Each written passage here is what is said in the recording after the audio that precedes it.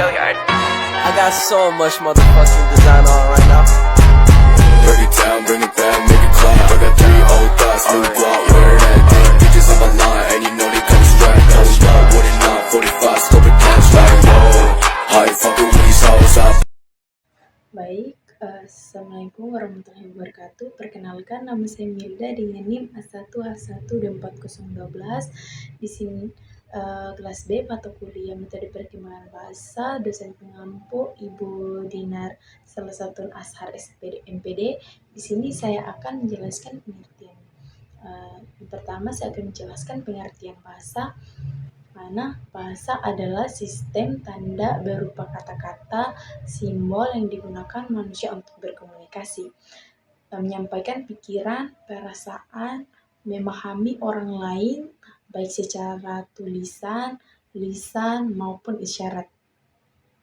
Sedangkan perkembangan bahasa adalah proses bertahap ketika Anda menguasai kemampuan berkomunikasi, mulai dari mendengar, mengoceh, memahami kata, menyusun kalimat, hingga mampu berbahasa secara jelas dan sesuai aturan bahasa. Yang kedua, jelaskan bahwa fungsi bahasa, yang dimana yang pertama fungsi komunikatif.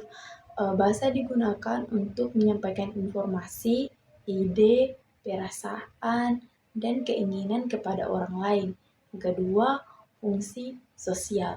Bahasa berperan untuk berinteraksi, membangun hubungan, bekerja sama, serta menyesuaikan diri dalam lingkungan sosial. Yang ketiga, jelaskan 2 faktor yang mempengaruhi perkembangan bahasa. Mana yang pertama faktor lingkungan. Anak yang tumbuh dalam lingkungan kayak bahasa, sering diajak berbicara, dibacakan cerita, berinteraksi, biasanya lebih cepat kemampuan bahasanya. Yang kedua, faktor biologis, ini atau kematangan otak dan pendengaran. Sistem saraf, pendengaran, dan kesiapan organ bicara sangat mempengaruhi kemampuan anak dalam mendengar dan memproduksi bahasa. Yang keempat, jelaskan aspek perkembangan bahasa bagi bayi. Yang pertama ada perkembangan semantik. Semantik berhubungan dengan makna kata pada bayi. Perkembangan semantik terlihat dari mengenal makna kata sederhana seperti mama, ambil, minum, makan, seperti itu. Menggunakan kata dengan objek, misalnya menunjuk bola saat mendengar kata bola. Perkembangan pragmatif. Pragmatif adalah kemampuan menggunakan kata bahasa dalam konteks sosial pada bayi. Ini terlihat dari menggunakan gerak tubuh untuk berkomunikasi atau menunjuk, mengangkat tangan atau mengangkat tangan, seperti itu. Menangis, tersenyum, atau menunjuk untuk meminta sesuatu.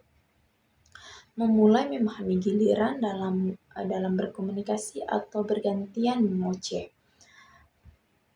Kelima, jelaskan satu teori perkembangan bahasa. Mana teori nativisme atau Noam Chomsky.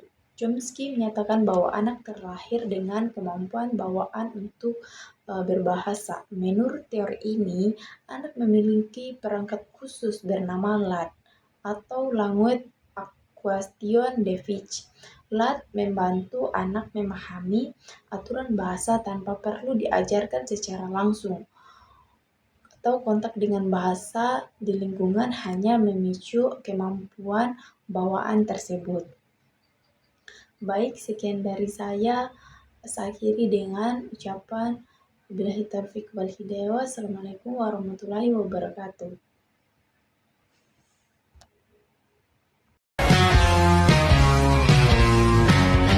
Por más que pasa